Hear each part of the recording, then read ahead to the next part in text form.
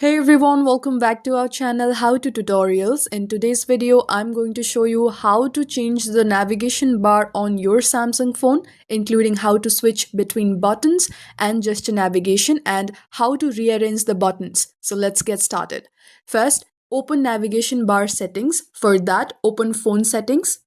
Scroll down and find this option called display and tap on it. Scroll down and find this option called navigation bar and tap on it.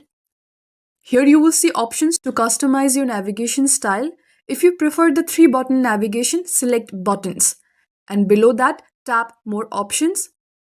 And from here, you can rearrange the buttons to recent home back or back home recent. Choose whichever layout feels more comfortable. Second option, if you want a modern swipe-based look, select swipe gestures.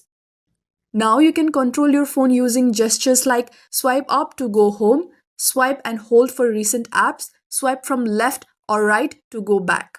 You can also tap more options to adjust gesture sensitivity from higher to lower. Some Samsung models include extra options like gesture hints, show button to hide keyboard, bottom gesture area.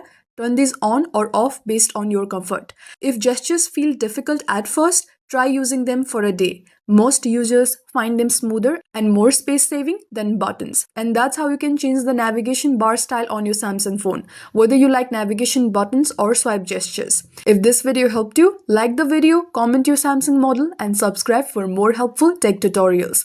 Thank you for watching, and I will see you in the next one.